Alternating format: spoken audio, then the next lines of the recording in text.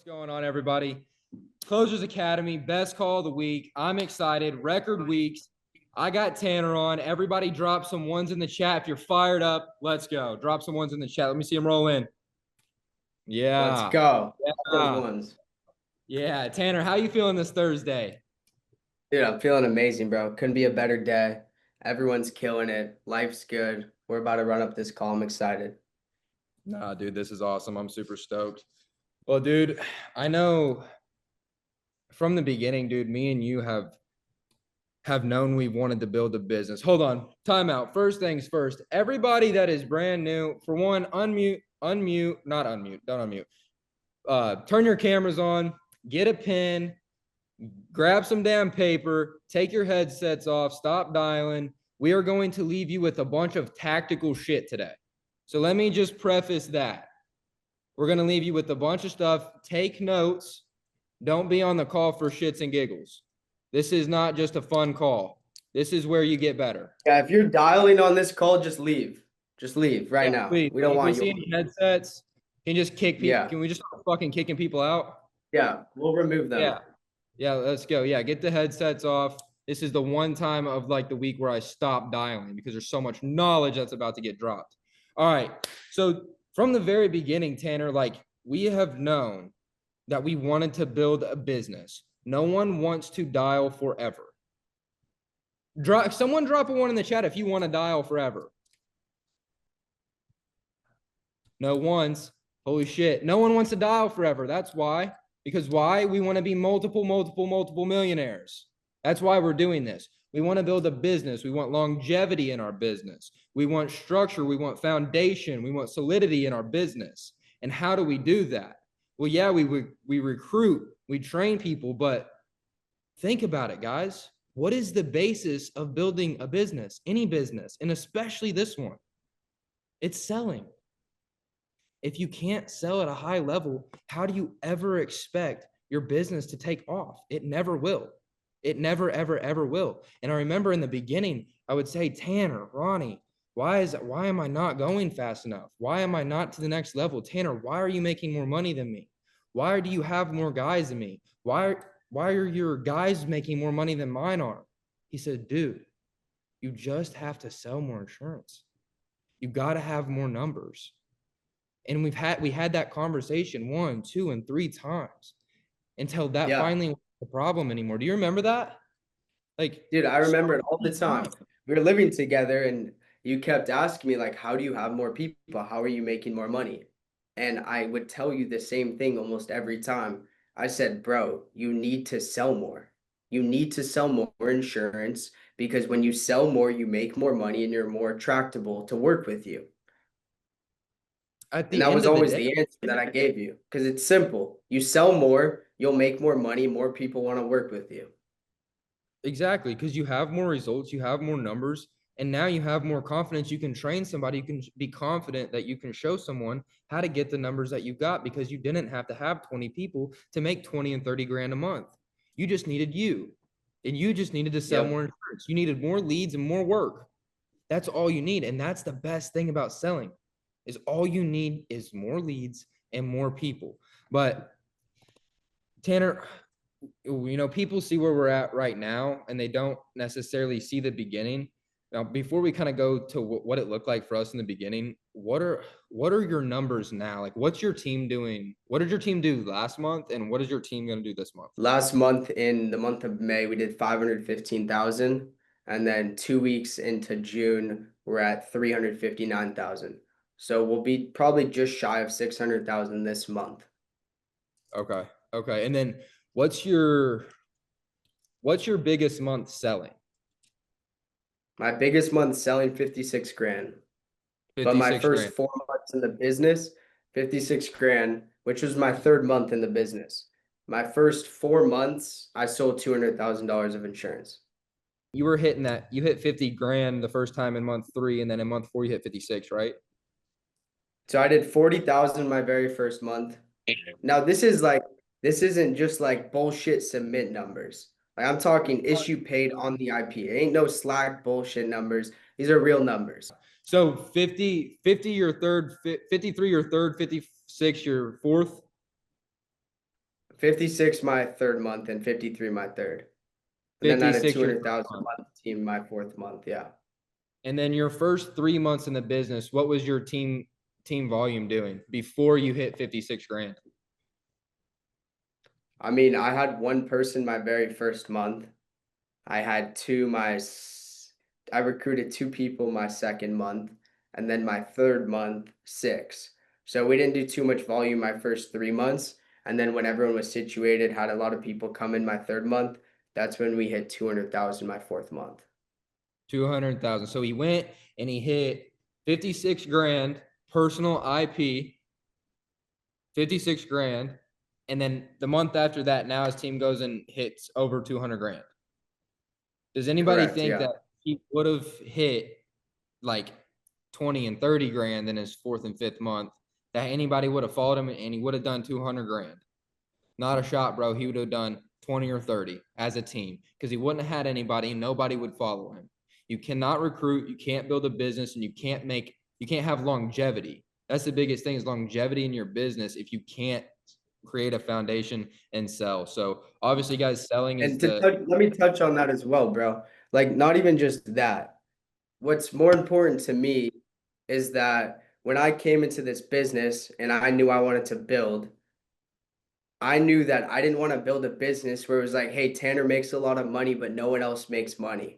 I never wanted that. So if you're building a business and you're bringing people in, the only way for them to make money initially is to teach them how to sell. That's how to do it. It's to teach them how to sell.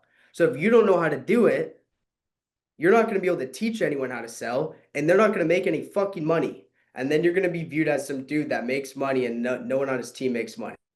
That's never something that I wanted. I wanted to be a part of a team, leading a team where everyone was making money. And that's why my average dude makes 8 to 12 grand a month. But that's because I know how to sell, so I can teach people how to sell. And that's what's more important to me. yeah. No, that's huge, dude, is teaching other people how to sell. Now, now you're teaching at a high level. I know you're not dialing a whole bunch anymore, and you're doing a lot of teaching. Whenever you didn't have a bunch of guys, like in the very beginning, we were talking, not a lot of guys got to see us dial whenever it was just us. Like, people didn't see that. And it's like, why did Ronnie choose to work with us? Dude, we were the first ones on and the last ones off every single time. It didn't matter. So walk me Yep. through kind of like what was your schedule in the beginning, those first 3 months? Like, what did your schedule look like? Go sell 50 grand in your third month. IP. Yeah, no, it's a really good question. So I knew that this business is a business where if you work more, you make more money. If you work more, you get a lot better, a lot quicker. So when I came in, I was told to work. I was in California and I was told to work 6 a.m. to 6 p.m. And I remember calling my mom and telling her that, like, hey, these guys are crazy. They're telling me to work 6 to 6. Like, how am I going to do that? There's no way. Um, but I looked at where I was at and where the people that were training me were at, and I knew that I wanted to be in their position. So I just did everything they told me. So my first month, and honestly, forever, ever since I moved to Texas, my first 2 months, I got on at 6 a.m. and I dialed till 6, 12 hours a day. Now that was like bare minimum, bare minimum, 12 hours a day on the phones. I remember I would always join the Zoom and it was like meeting host hasn't started. I didn't give a fuck. I was dialing. I was going. I would drop sales before the Zoom meeting started. My goal was to always get the first sale every single day. So I always started at 6 a.m. and I dialed until 6 California time, which is 9 to 9 Eastern, bare minimum. So what I mean by that is like, dude, if I took like a break in the middle of the day, that doesn't count.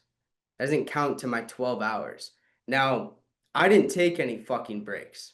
I didn't even eat. You can ask my roommates, dude, I didn't eat anything. The only time I came out of my room was like at night to like make some chicken and then shit, I gotta call it. I don't care about food. I'm trying to get rich.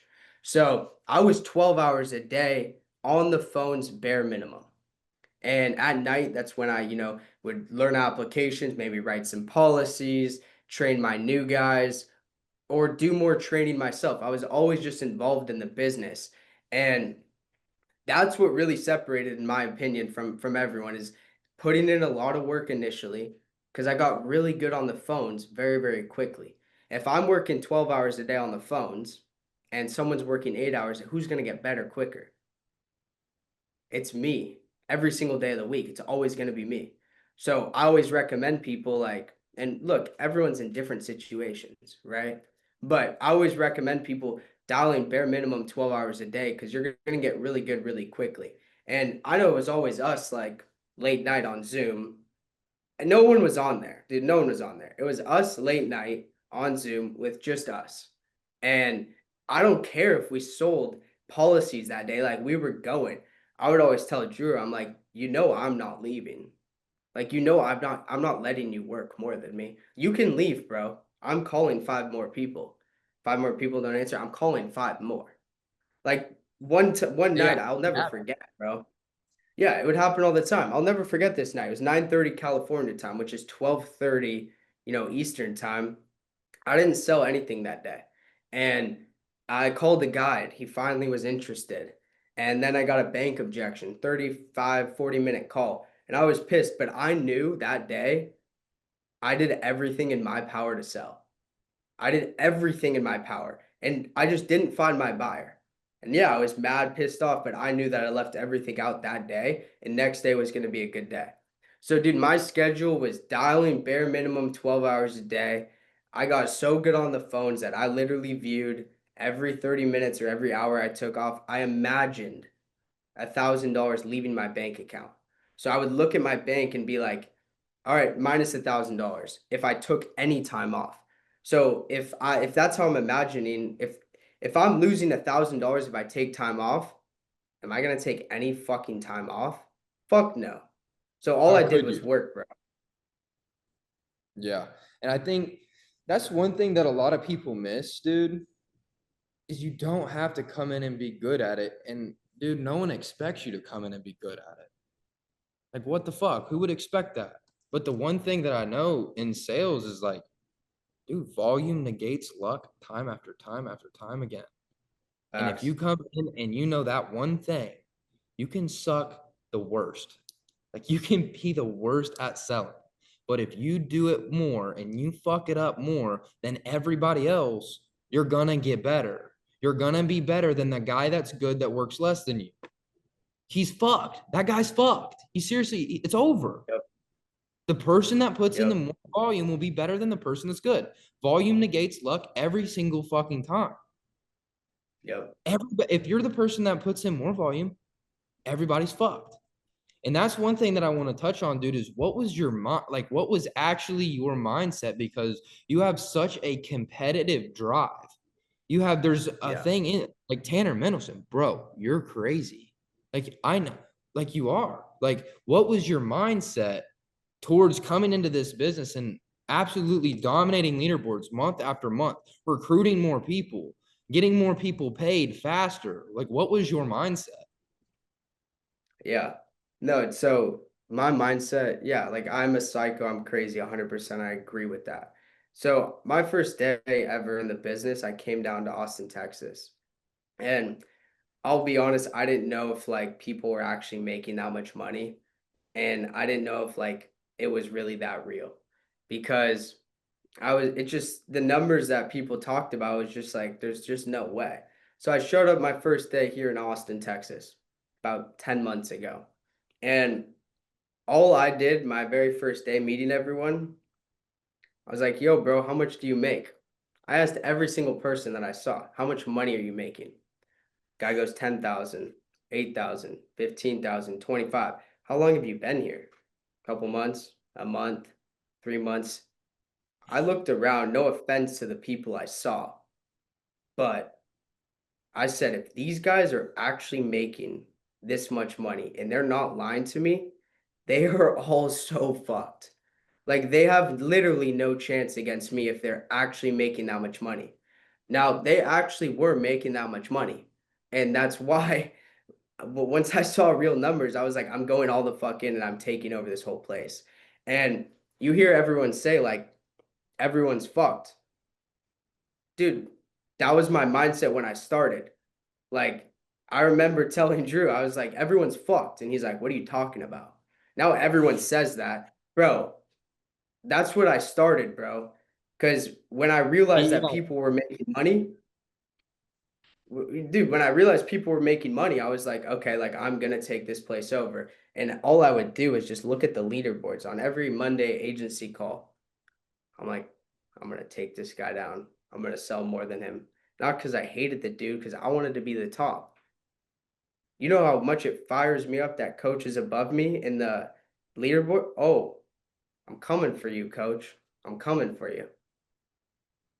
That's what the everybody's fucked mindset is. It's you're going Yeah. to beat the person in front of you. And you're going to beat after that, you're going to beat the next person. Because there's always someone Yep. bigger, better, making more money. There's someone. And they're fucked when I get there. That's what it is. And if all and it that's what people don't understand. Bro, my office all day long. We're 1,000 miles away from you, bro. 1,000 miles away from you. And all day long. You know what everybody says? Everybody's fucked. Every time, dude, you talk to anybody, everybody's fucked. What they don't understand is the first time that that was ever said in this agency was the day that you went down to Austin, Texas, and you realized if they were doing that, watch what Tanner Mendelsohn is going to do, because now everybody's fucked. Now everybody's really fucked. But dude, I'm fucking stoked that you're on here, dude. I love doing this call with you. You've been my fucking boy I since day love you one. too, bro. And yeah, like what Drew and I really want to get out of today is like Drew mentioned, we all want to build a business, but how about why don't we all learn how to like sell at a very high level so we can do that? And Yeah. what we're gonna go through is like some of the key points to actually get you to start selling 40 grand a month, 50 grand a month, 60 grand a month. Yeah. And Tanner, you said something the other day while we were in Austin, and it hit. I was like, oh, that's a really simple way to think about the business. But like, what are the things that you have to know that are super simple on how to get somebody to realize they need to buy an insurance policy? There's just a few things you Yeah. need to know to get someone to buy an Yeah. insurance policy. And for me, he said this, and I'm like, wow, bro, like this is super, super simple. Can everybody see this really well? If not, like I'll move it or I'll figure something out. But like number one, like it was super simple to me. And I think he was telling one of his new guys, he was like, dude, can the beneficiary afford it? Like figure out who their beneficiary is and ask if they can afford a funeral. Okay, bro, if they can't, do they have anything in place like right now? Well, dude, if not, they're getting insurance. If they do, figure out why they don't have enough or why they need more. Like, is that like that's pretty simple, right? Like, dude, can the beneficiary afford it? Do you have anything in place right now? And if you do, why don't you have enough? Or why do you want more? They filled it out. But if you have these three things, you're selling. If you can figure out that these are the three things you need to know, can the beneficiary afford it? Do they have anything in place? And why do you need more?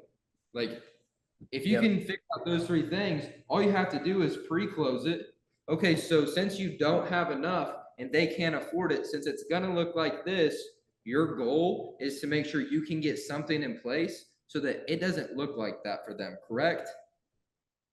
Okay, perfect. And then you're just going to be assumptive as hell the rest of the way through, and you can't lose. You don't have to know a bunch of product knowledge. You don't have to know like, dude, there's not a bunch of sales gimmicks that goes, a fucking dude, it's life insurance.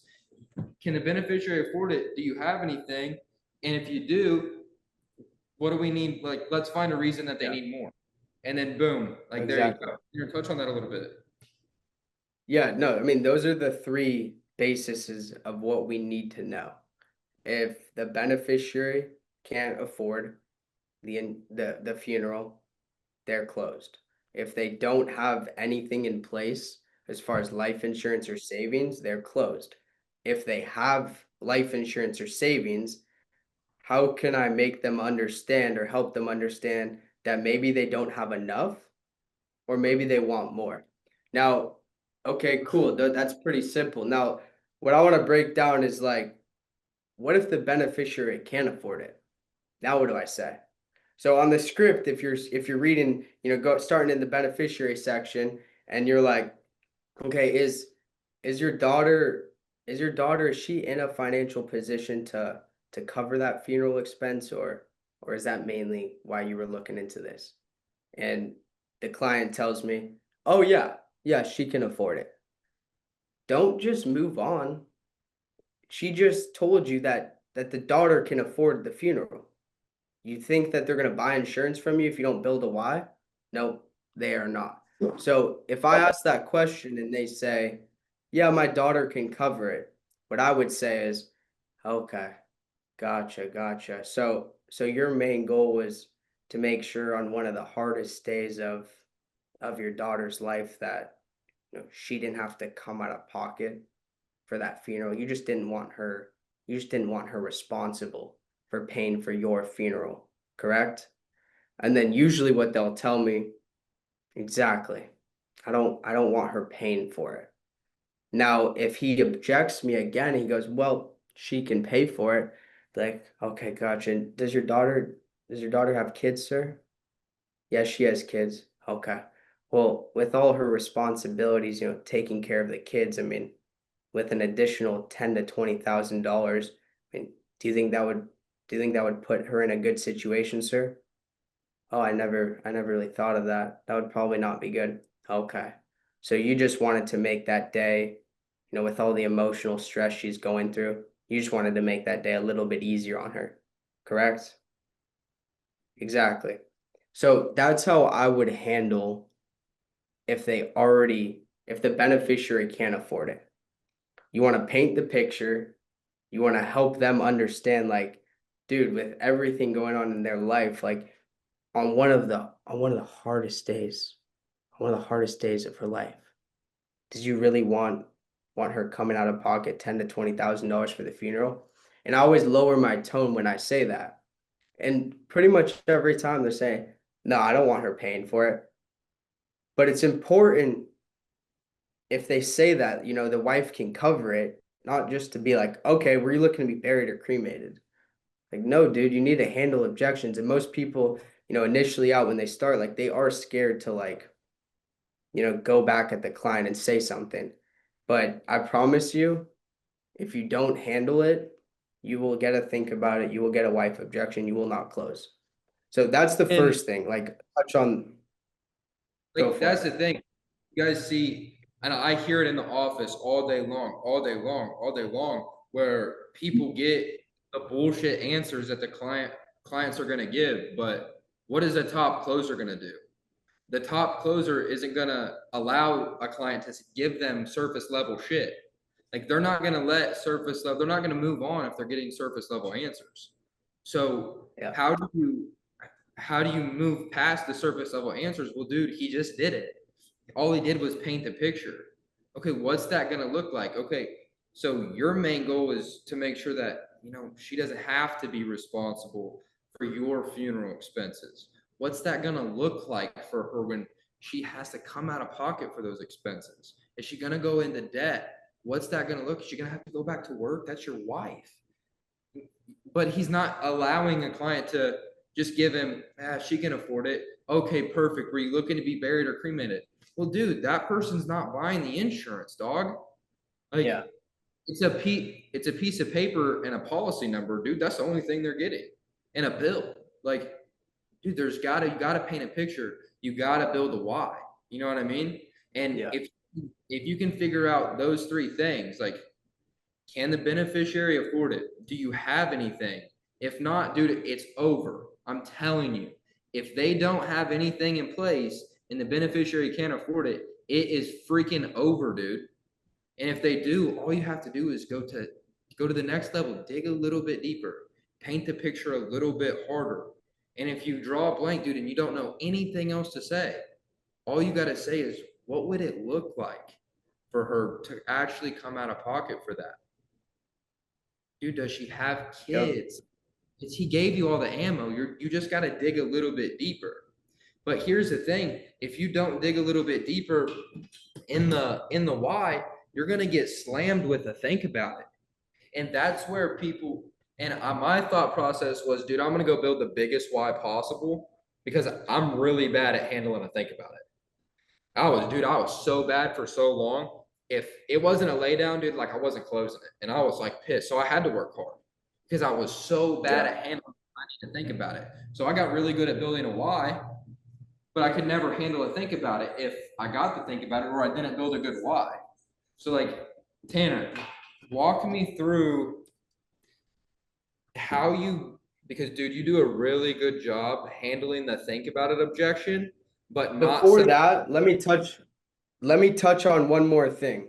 So where I see a lot of people mess up, and where I did as well when I started, was when people already have coverage, when people already have savings. Like it was hard for me to build a why because I didn't really know what to say. Or sometimes when I would confront people and realize that they didn't actually need insurance, I was like, oh, well, now I'm not going to sell a policy.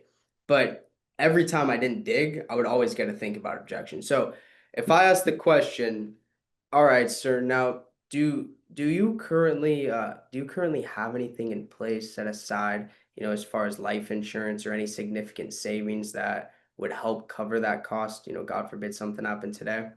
And they're like, "Oh yeah, I have life insurance." That's usually how they say it too. Like, "Oh, I have life insurance." I'm like, "Oh, okay, gotcha."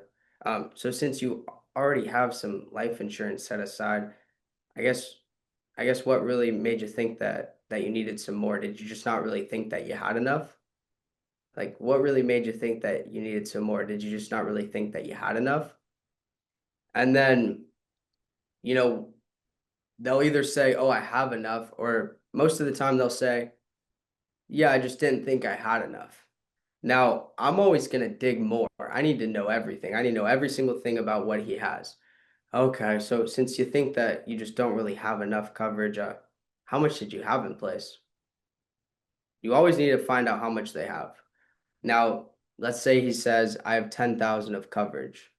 Now, what I'm going to say is, okay, and did you get that one in place recently, or have you had that one for a while?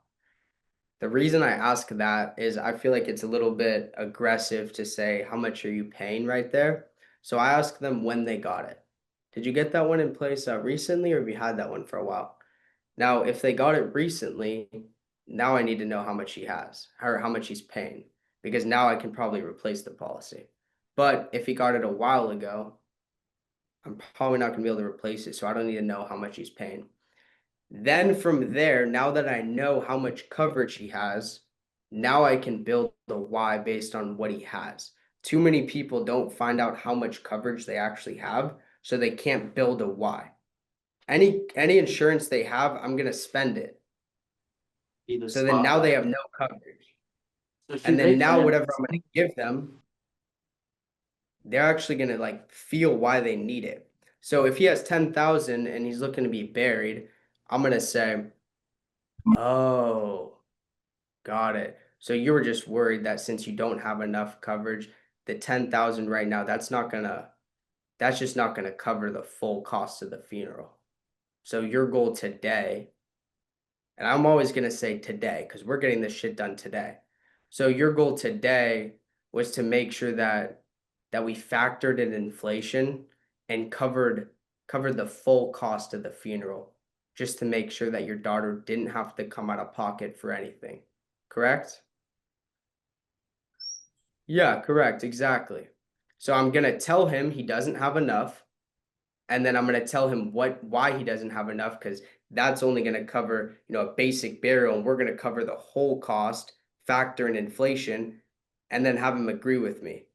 And then, dude, there'll be times where like they have like 50K, and then I help them realize that they don't need more.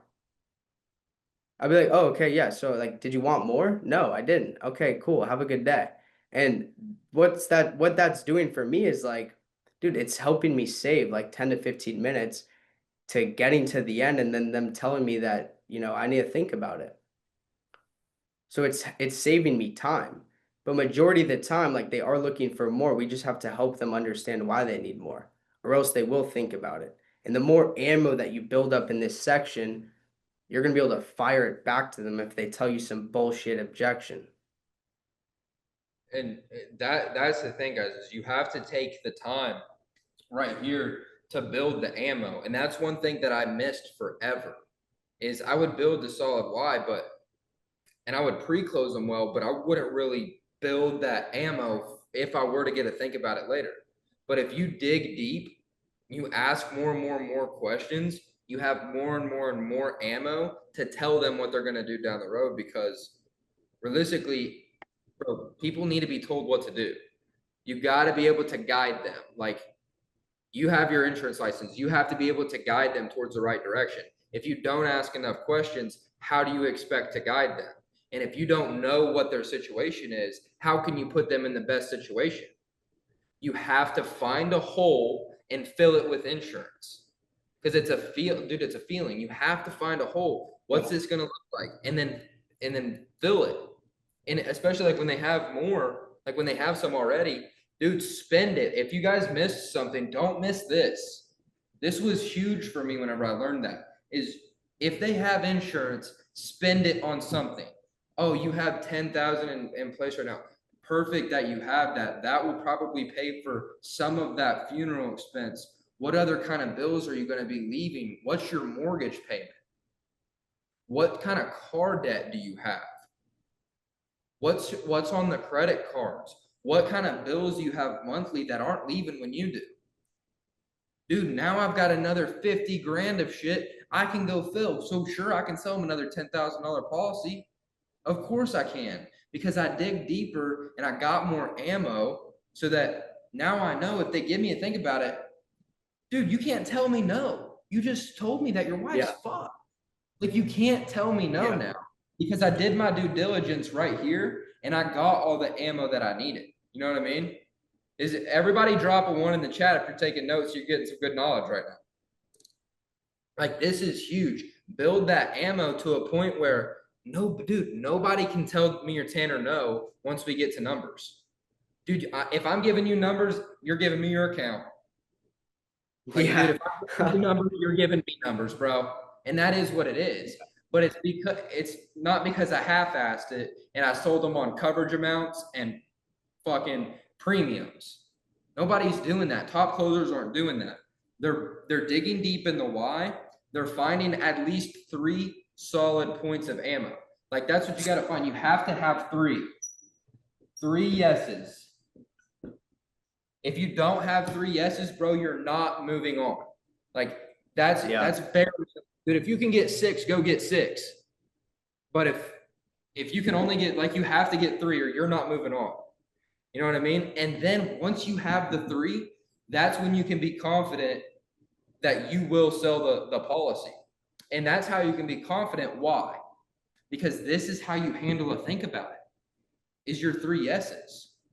You know what I mean? So Tanner, if, like, dude, role play this with me a little bit. Like, if we get down, say you built a good Y, right? You built a good Y.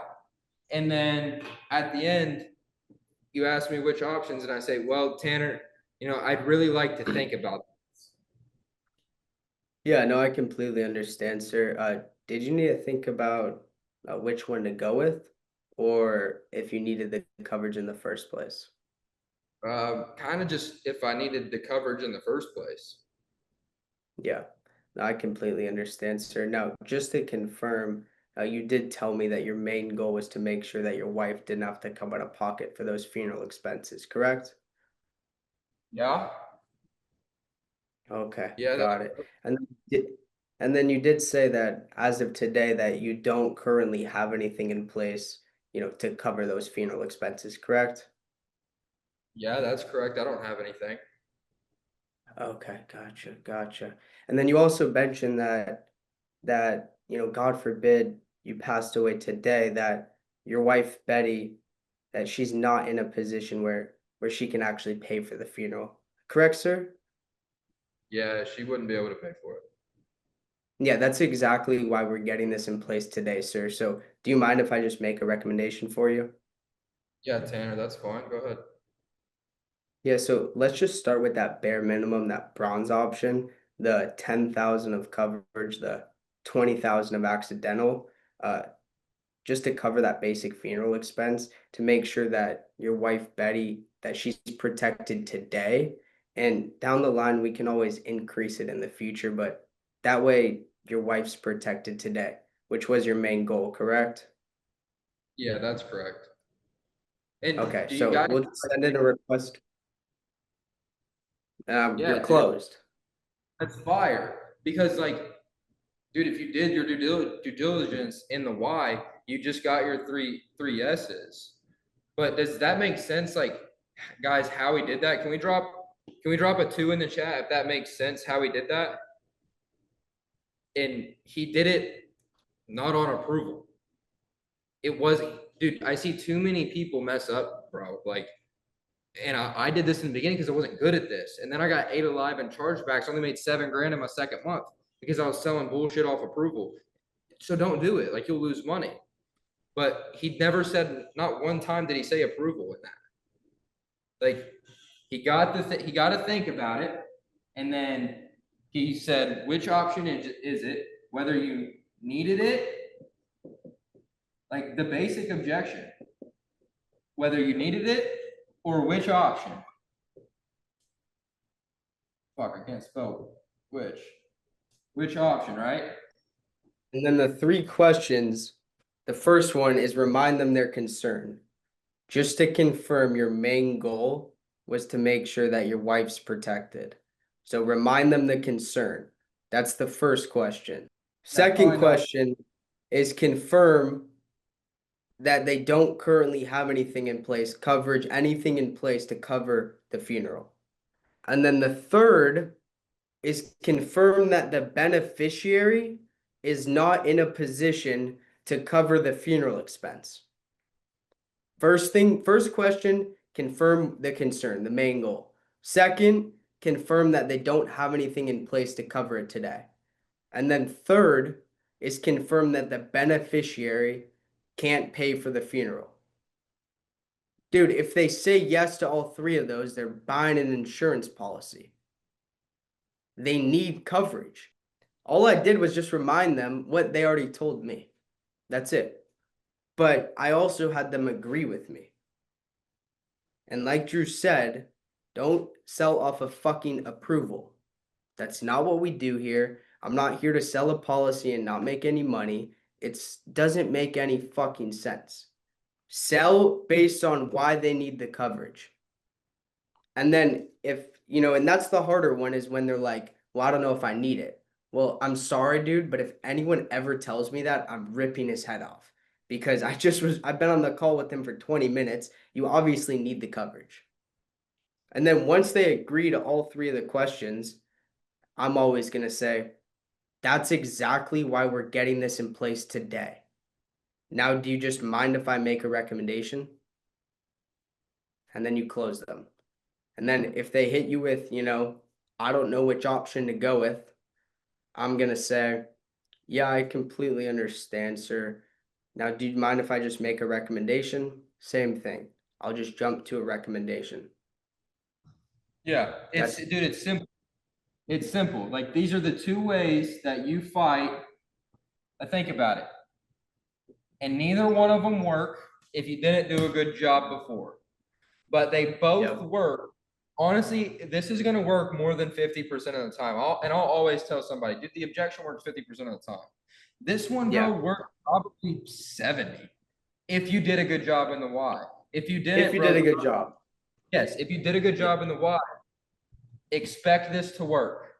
Okay? So if they give you which option to go with, you're going to agree and downsell. Now, I completely understand, sir. Do you mind if I make a recommendation? Okay, perfect. So since you don't have anything, or since you don't have enough at the moment, what we'll do is go ahead and go with that bronze option to get your foot in the door, make sure that you do have something. And if you ever want to increase that, we can always do that. But for now, we will go with that bronze option. Does that make sense? Okay, perfect. So what we'll do is send in that request. But dude, I'm being assumptive as hell because I already know he needs something. It's not a whether or not he's getting it. He's just asking me which option to go with. So it's not really even to think about it. He just said it because he's He's scared. You need to move him. That's all it is. Yeah. Dude, which option? Hey, Yeah. sir, that's not a problem whatsoever. We'll just go with the bronze option for now. And then if it's Yeah. whether And or Drew's not- being assumptive. yeah, He's, it's you hear, like, I don't know if you guys hear that, but he's assuming it. He's being assumptive. He's not saying, oh, okay, do you want to just start with the bronze? No, bro. He's telling them what we're doing. We're in charge. I'm in control of the conversation. I'm telling him what he's getting. He needs it. My job's to protect him. He told me that the wife's fucked if he doesn't get anything. He's getting insurance, and we're starting with at least the bare minimum. And I'm telling him that he's doing that. He's not asking, he's telling him. And that's really important as well. if there's one thing that I can tell you guys about being assumptive, and when I learned how to be assumptive, for one, like in any objection that I'm handling whatsoever, and especially like the think about it, dude, when you can be assumptive, you can move the conversation, you can advance the sale. And that's all it Yep. is. That's all being assumptive is. And it's being confident, it's being assumptive. But if I could break down, because Ronnie, dude, I used to call Ronnie every night. Ronnie, what am I doing? What am I doing? He told me he needs to talk to his wife, but he said he didn't have any insurance. What am I doing wrong? He's like, dude, listen to the way that you sound. He goes, why don't you assume the close? And I'm like, okay. And I would go another 3 days and still suck. And I was like, Ronnie, what the fuck does assume the close mean? And I was like, what the fuck does that mean? Like, I don't know how to do that. It's simple. All it is instead of asking, you're going to tell them. So instead of, well, what we can do, it's, so what we're going to do. That's it. It's the difference between can you grab a checkbook and go ahead and grab a checkbook. Like, it's just, it's assuming. So what we're going to do is go ahead and go with that bronze option since you don't have enough today. And if you ever want to increase that, we can do that down the road. But what we're going to do today is send in that request for coverage. It's simple. So what we're going to do, it's the most powerful thing that you can say in sales. Because why? And some people are afraid of that confrontation. But dude, confrontation is king, because what does it show your client? It shows that you know what you're doing. You know where to put them. You know how to give them what they need. You're not, if you second guess whether or not you can move the conversation, they're going to second guess whether or not they should give you their social, or whether they should give you their account number, or whether they know that you can put the beneficiary in the best position. Dude, so what we're going to do is get this in place because it's putting you in the best position. So what we're going to do, like, guys, if I can leave you with one thing, say, so what we're going to do. It's a magic word, bro. It's magic. Like, I'm telling you, it's magic. Anything else you want to touch on, Tanner, before we open it up to some objections? Yeah, one last thing. And this is, I've been talking to a few of my guys on my team about this. If you're struggling selling, the first thing I'm going to ask you is, are you actually listening to the client on the phone? Do you actually care about him? You have to understand what we're doing. We're helping them with their insurance. They have to give us their social, their account number, a lot of important information.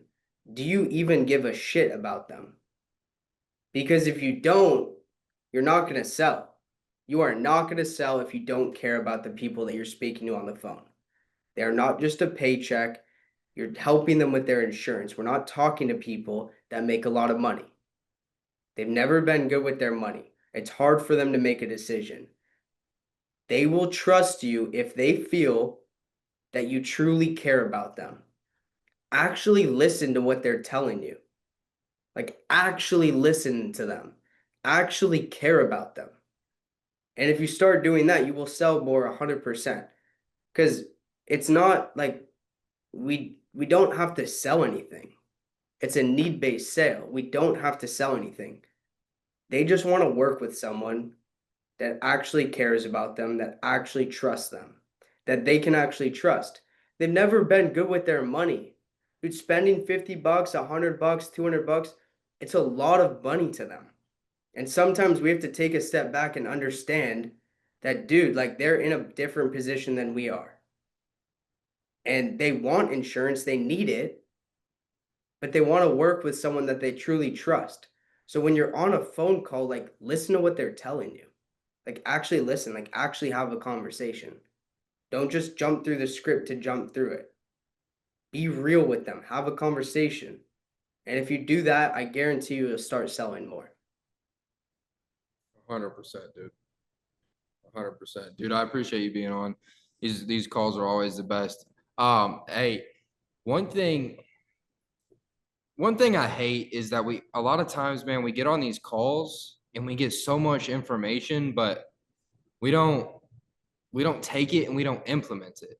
So if anybody took some valuable notes, whatever, like, can we drop some of the things like that we learned today that we'll implement? Can we drop those in the chat so that other people can see? Because some people probably just took it all in, but they're like, where do I go from here? Like, what do I do? How can I implement this?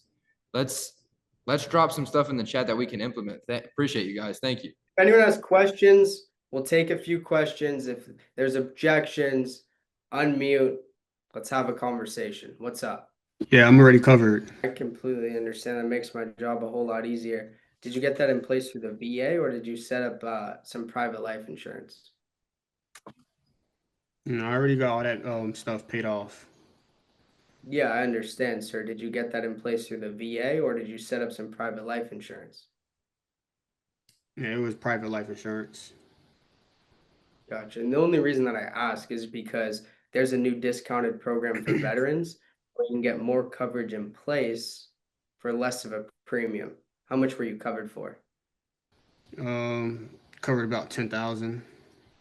10,000. Okay. And how much are you paying on that a month? Does that part matter, sir? Yes, sir. It's actually very important because most veterans, they are overpaying for their coverage, and I just don't want to see you overpaying. So how much are you paying for that a month? About like $115. Okay, let's just say I can't beat your price. What I would say is, okay, gotcha, sir. And were you looking to be buried or cremated? Buried.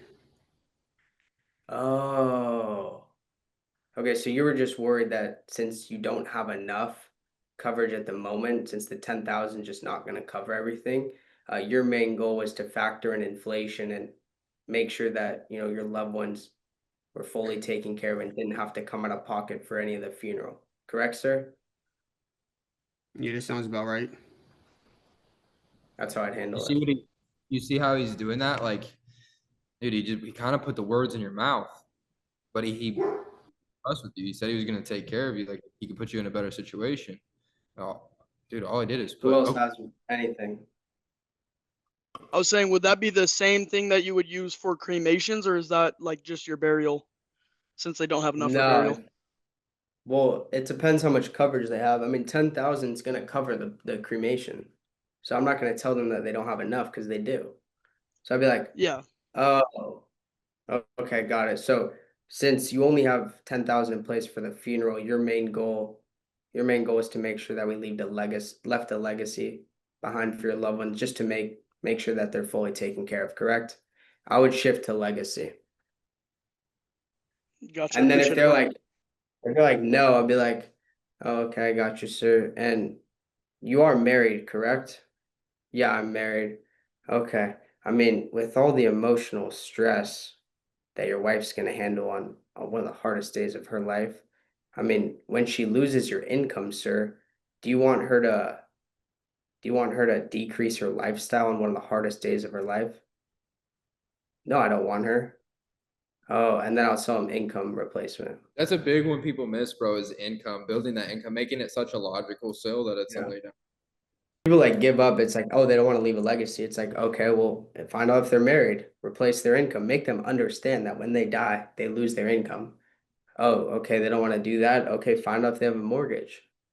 Ask questions. Don't just give up after one. If they say no, no, no, cool, move to the next guy. You need to help them understand things that they never thought of. They never thought. The people I would speak to never thought that when they die that their wife is not going to have as much money. They never thought of that. I might be the first person that ever has asked them that in their entire life. And whenever they say, Oh my God, I never thought about that. Closed instantly. They're sold. Over. It's over. Anyone else But have anything? The question. My wife does all the I- finance. Yeah, I got one. Handle that one. That's all you, Drew. dude, if it's in the beginning, okay, where's your wife at, sir? Say, no. So Mhm. say it's at the very end. We get the numbers. He's cool with the price, but it's like my wife does all the finances. I don't have a checkbook. And he's picked an option? Yeah, it's Like a bank say I don't objection, know. you're My wife saying? does all the finances. Like banking? Okay. Yeah, Okay, so then you're just gonna checkmate him. Okay, that's not a problem. So what we'll do is throw a card on file. Obviously, if you've gone through all of your checkbook, bank statement, online banking, I'm gonna merge the bank in, is what I'm gonna do. That's not a problem, sir. Since we partner with Bank of America, Chase Bank won't do it, so you can't do it with Chase Bank. But since we partner with blah blah Federal Credit Union, what we'll do is go ahead and merge the bank on the line, and then you're just gonna tell them your name and that you need to confirm your routing and account number, okay? And then beep, I've already got it typed in and we're doing it. oh facts. What if the bank's closed and his wife took his credit card? Then you're gonna You're check, fucked. bro. You're gonna checkmate, dude. That man's got his credit card. He's got a card on him, He's got it. Yeah. Yeah. bro. lied If to not, if not, he's fucking with you. Yeah. He's Say less. fucking with you. And so he's probably messed up, bro, in the head. Like he's probably fucking with you. But dude, no man doesn't have like his Some sort of something. unless the dude's got a payee and he actually doesn't control his banking, which is very few people that we talk to. Like, dude, he's got it. So merge the fucking bank, bro. Don't be a vagina. Bank, sorry. Don't be Hey, I a appreciate it, bro. don't be a bitch. Yeah, Got a hell yeah. question. I don't have a beneficiary. Everyone's dead. Yeah, I want to make sure I get buried, but I don't have a beneficiary. I can't even like do this if I don't know who's going to take care of this. I want to make sure I get buried with my parents, but I don't have a beneficiary, no friends, all my family's dead. Got it. Perfect, sir. Who's the closest person to you? He didn't have anyone close to him. Have anybody close? Dude, who's the closest? Yeah, okay, person? sir. So when you pass away, who's gonna be responsible for covering the funeral expenses, sir? He didn't even know. He said he had nobody, no family, no friends, no nothing. Okay, and then I'll start throwing people out. Okay, sir, is it gonna be, do you have any siblings, sir? Do you have any siblings? Oh, I'll start No, sir. asking him, do you have any siblings? Or is it gonna be a neighbor? Is I it gonna listed be? off the whole family, neighbors, everybody. Okay, so there's no Y to be built, so I'm not, like, you can't sell that dude. Yeah. Can Okay. only do so much. Can't sell everyone. If he doesn't have a beneficiary, bro, I ain't moving on. Nah, hell no, I ain't wasting my time. He doesn't give me a name. Sorry, bro. Suck it easy. What's up, Sean? I had another question. Yeah, I wanted to see you role play like building that Y with somebody. It doesn't matter how the person is, but I just want to see you role play that Y, like building that Y and asking those questions live. Yeah, I got you. Tanner, you want me to do it or you want to do it? Yeah, I'll be the client. All right. Okay, Tanner. Now, God forbid, if you were to pass away today, who would be the beneficiary responsible for paying the funeral expenses and picking up all the pieces tomorrow? Would probably be my son, Son, gotcha. And what's your son's name? Daniel. Daniel, gotcha. And spell that for me. Daniel. Gotcha. And same last name. Yeah. Got it. And how old is Daniel? He's like 51. Like 51. Okay, gotcha. And is he in a financial position to cover the funeral expenses, or is that kind of why you're looking into that, Tanner? Yeah, that's why I'm looking into that. Got it. And that's why most veterans do send in these requests so that their loved ones actually aren't burdened with that expense. Now, Tanner, have you thought about, whether or not you wanted to be buried or cremated? Yeah, buried. Buried. Okay, gotcha. And are you aware of, typically how much that does cost these days? I think it's like 8,000. Yeah, sometimes it can be around 8. Typically, we see around 12, to 15, maybe 20,000. But that's all, Tanner, depending on the fanciness of the service and the opening and closing, and as of right now, do you have anything set aside specifically for that moment? Oh yeah, I have life insurance. Okay, perfect. And, what made you think that you just didn't have enough? Well, yeah, funerals are going up. I just want to make sure I cover it. Yeah, funerals are going up. And, right now, how much do you currently have as far as life insurance? It's either 7 or 8,000. 7 or 8. Yeah. So typically, funerals go up double almost every 8 years. So you were just thinking that 7 to 8,000, it just wouldn't be enough for you to leave behind for Daniel. Yeah, I just want to make sure he doesn't have to pay for it. You want to make sure that he doesn't have to pay for it. And, if you didn't add any more, you didn't have enough, what would that look like for Daniel if he had to come out of pocket another $5,000 to $10,000? What would that look like for him? I mean, he would probably have to ask people for help. Ask people for help, start a GoFundMe. Worst case scenario, has to pick up some debt. I guess, yeah. I got you. And you just weren't wanting to let Daniel, pick up debt on, one of the worst days of his life, correct? Yeah, I mean, he has kids. I can't let that happen. Gotcha. And, Tanner, since you don't have enough as of today to cover those funeral expenses for Daniel, your goal is to make sure that Daniel, he doesn't have to ask around for money or go back into debt or take food off the table for his kids. And your goal is to make sure you can get something in place today so that that doesn't happen, correct? Yeah, correct. That was fire. Drop some Perfect. ones for Drew. That was heat. Let's go. That was good. That was That's- I good, mean, bro.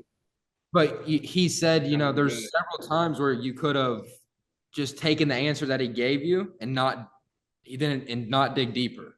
You could have just been like, okay, Mhm. you didn't think it was enough. Gotcha. So you wanted to make sure you could get something in place. You could have moved on. But dude, I asked 4 more questions to make sure, Mhm. dude, he told me everything I needed to know. It's over. This dude's not Yeah. telling me no. You know what I mean? There's no, Yeah. there's no That was good, bro. what other question? What Yeah. other questions? Yeah, that was I got it. fire, Sean. Thank you. We'll take I got one a quick more. question. I got a quick question relating to that scenario you guys had. What if they say something like Daniel's in charge of my finances and then Daniel's not around? I'd be like, Okay, oh, perfect. What's Daniel's number? There's Daniel's number? yeah. Before I say that, I mean, you need to. I would always be like, oh, okay, so it sounds like we would probably need Daniel here to kind of finish everything. Yeah, I would try to merge him in the call, get to him. I'm not gonna go to the end until I handle that one up front because I hate that objection and I need basically the person that is gonna pay me there with me on the phone. Okay. What if they won't give you their beneficiary name, like right out, like, I'm not giving you that. You ask for the beneficiary, I'm not giving you that. I completely understand. I mean, this is to leave money behind for your family. So who did you want that money to go to? I'm not giving it to you. Okay, so you're probably not gonna give me the social or the account number, sir. So have a good day. Suck it easy. Just to follow up a little bit with that, so that was great. If someone's kind of like getting frustrated, so when you're trying to build the why, I know you do a really good job with that, Tanner. You'll ask the same question like 3 to 4 times just to kind of build that why. If someone's getting a little like, oftentimes I'll see people get frustrated once you, like, for example, you just want to make sure that Chris isn't left with that burden, correct? And you follow up with the same thing, just to make them say yes. Oftentimes they might get a little frustrated. How would you kind of deal with that? They're trying to like rush you a little bit, or they get angry that you're trying to ask them the same thing. Yeah, and that does happen because you repeat the same question multiple times. Like they might get upset. I'd be like, "Yeah, I completely understand, sir. Like I do just want to make sure. I just want to make sure that we're on the same page because as long as I know your situation and what you're looking to do, I'll definitely be able to help you out. So I just want to make sure I have a better understanding of exactly what you're looking for today, sir. Does that make sense, sir? And then have them agree, like, yeah, I understand. That's what I would say. Gotcha. Solid. Well, hell yeah, everybody. I appreciate everybody getting on. I'll drop my number in the chat. Anybody that wants to text me, any questions, anything like that, feel free, bro. I've always got my phone. I appreciate everybody hopping on, and let's go kick its ass, boys. Let's go get a bunch more sales. Appreciate y'all. Let's Peace. get it.